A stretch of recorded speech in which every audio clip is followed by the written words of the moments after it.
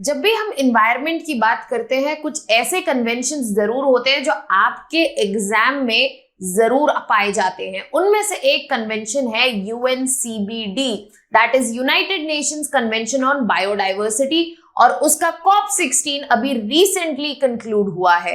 Hello students, welcome to Chahal academy. My name is Shubhangi Singh और आज हम समझने वाले हैं कि ऐसे क्या इंपॉर्टेंट टेक अवेज थे जो रीसेंट COP16 कंक्लूड हुआ है United Nations convention of biodiversity का।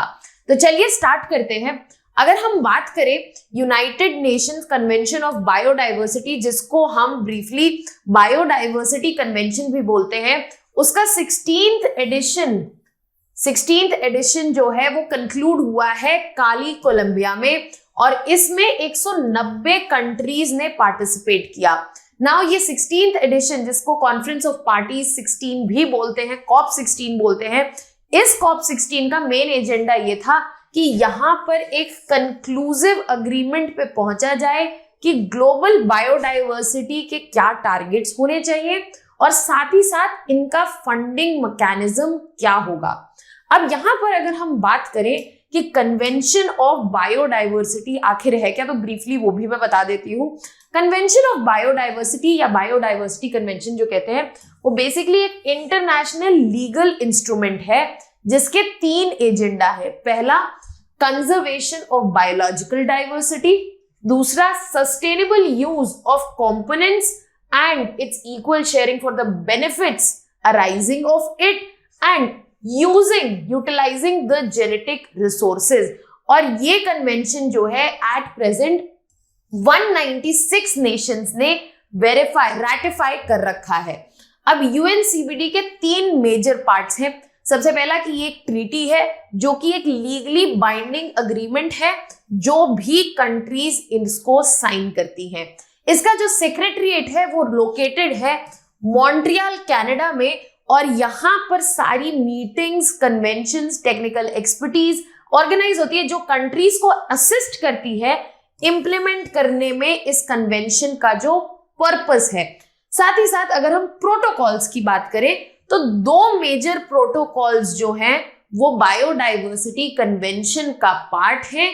पहला है Cartagena protocol and then we have Nagoya protocol. इन दोनों प्रोटोकॉल्स के बारे में डिटेल में जानने के लिए हमारे प्लेलिस्ट में वीडियो गिवन है, you can go and watch that video for more clarity. आगे बढ़ते हैं। अगर हम बात करें इस पर्टिकुलर ईयर की, तो यहां पर डिसाइड हुआ है कि 2030 तक एक्शन टारगेट्स लिए जाएंगे, जो कि फाइनलाइज हो गए थे COP15 में। 15 एडिशन जो हुआ था बायोडाइवर्सिटी कन्वेंशन का, उसमें ये टारगेट्स लिए गए थे, जिसमें ये जो 23 टारगेट्स हैं, इनका इंप्लीमेंटेशन जो है एक्सपेक्टेड है कि 2030 तक हो जाएगा। जैसे कि land and sea use planning, ecosystem restoration, protect conserve land and sea, active management of species and genetic diversity, harvest, trade and use of wild life species, addressing invasive alien species, reducing pollution, minimizing the impact of climate change, sustainable use and benefit sharing, sustainable management of agriculture, regulation of air hazards, extreme events, increase access to green and blue spaces, access and benefit sharing, mainstreaming biodiversity, sustainable production and supply chain, eliminate unsustainable consumption, management of impacts of biotechnology, elimination of harmful incentives, resource mobilization, strengthening capacity building and development, साथ ही साथ traditional knowledge की awareness, equitable and effective participation और gender responsive approach. 15th edition में जब ये finalise हुए थे, तो इन टारगेट्स का जो टाइमलाइन रखा गया दैट वाज 2030, एंड इस पर्टिकुलर COP16 में जो डिस्कशन था वो सेंटर्ड था अराउंड कि बायोडाइवर्सिटी के कंजर्वेशन में जो ग्लोबल फ्रेमवर्क होना चाहिए वो क्या होना चाहिए और इसके फंडिंग मैकेनिज्म्स क्या होने चाहिए। अब मेजर जो चैलेंजेस आ रहे हैं इन टर्म्स ऑफ फंडिंग वो ये है कि यहां पर रिक्वायर्ड अमाउंट है ऑलमोस्ट $200 बिलियन एनुअली, ताकि बायोडाइवर्सिटी टारगेट्स को प्रॉपरली अचीव कर पाया जाए। और इस वक्त सिर्फ 10% इस अमाउंट का प्लेज्ड है बाकी कंट्रीज के द्वारा। जो भी कंट्रीज प्रेजेंट है उन्होंने अभी सिर्फ 10% इस टोटल अमाउंट का प्लेज किया है, प्रॉमिस किया है। अब यहां पर COP16 कोलंबिया में फोकस था कि ये जो फंडिंग है, जो कि बहुत हद तक 90% जो अभी तक कॉन्ट्रीब्यूशंस नहीं डिसाइडेड है, वो समझा जाए कि कैसे इसको फंडिंग को सिक्योर किया जा सकता है और इम्प्लीमेंट किया जा सकता है जो ग्लोबल बायोडाइवर्सिटी कमिटमेंट्स हैं, specially through international finance. Internal finance, domestic finance तो रह गई, बट इंटरनेशनल फाइनेंस के थ्रू कैसे इन टारगेट्स को अचीव किया जा सकता है। अब अगर हम बात करें कि मेजर डिसीजंस जो लिए गए COP16 पर, यहां पर कोई फाइनल अग्रीमेंट तो नहीं आया, बट जितने भी नेगोशिएटर्स थे उन्होंने अग्री किया कि एक सब्सिडियरी बॉडी बनाई जाए जिसमें इंडिजिनस ग्रुप्स होंगे जो डिस्कशंस करेंगे, पार्टिसिपेट करेंगे इन डिस्कशंस में ऑन बायोडाइवर्सिटी कंजर्वेशन। इसके अलावा जो सिग्निफिकेंट फोकस था COP16 का, वो था डिजिटल सीक्वेंस इंफॉर्मेशन अग्रीमेंट पर, जिसका एम है कि यहां पर फेयर बेनिफिट मिले, बेनिफिट शेयरिंग हो, और किस चीज से, बायोटेक्नोलॉजिकल एडवांसमेंट जो भी जेनेटिक रिसोर्सेज से आ रहे हैं। तो मेजर फोकस किस चीज पे रखा गया, DSI अग्रीमेंट पे रखा गया। यहां पर समझ लेते हैं कि DSI अग्रीमेंट आखिरकार है क्या। अगर हम DSI अग्रीमेंट की बात करें तो ये काफी कंटेंशियस है, क्योंकि यहां पर बात हो रही है कि फेयर डिस्ट्रीब्यूशन होना चाहिए, बेनिफिट शेयरिंग होनी चाहिए, जो भी एडवांसेस आ रहे हैं, बेनिफिट्स आ रहे हैं जेनेटिक रिसोर्सेज या फिर जेनेटिक डेटा से।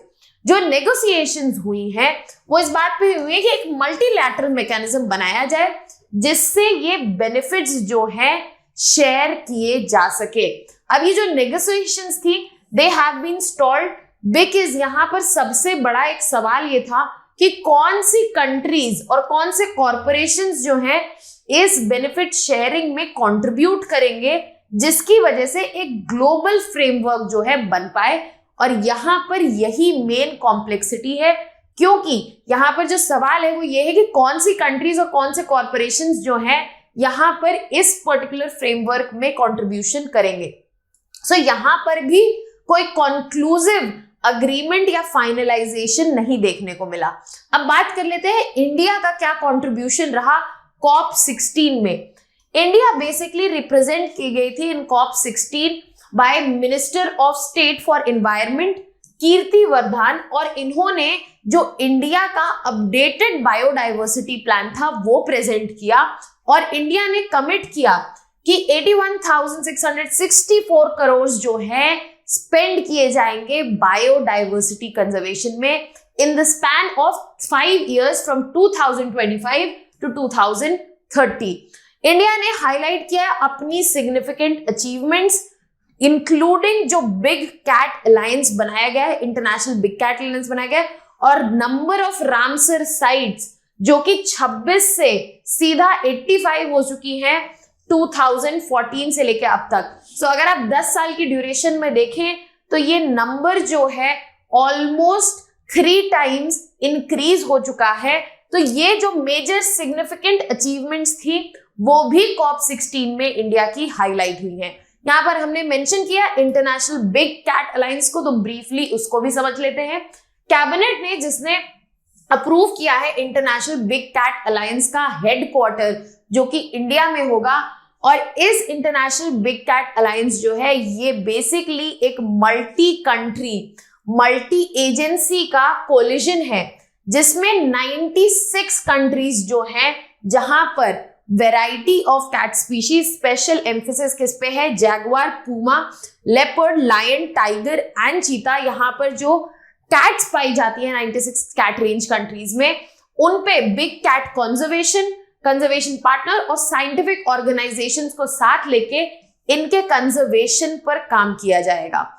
इंटरनेशनल बिग कैट अलायंस का मेन एम जो है वो म्यूचुअल कोऑपरेशन का है, ताकि ये जो कंजर्वेशन एजेंडा है उसमें बेनिफिट शेयरिंग हो सके।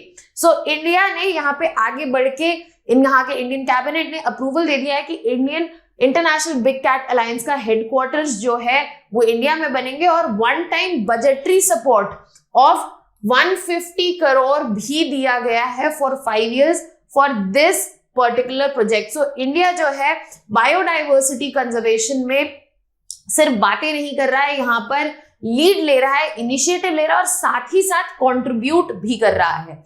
COP16 की अगर हम बात करें ओवरऑल तो यहाँ पे हाईलाइट हुआ है फिर से कि ग्लोबल कोऑपरेशन जो है वो बहुत जरूरी है बायोडाइवर्सिटी कंजर्वेशन के लिए, चाहे वो फाइनेंस के मामले में हो या फिर पॉलिसी फ्रेमवर्क के मामले में हो।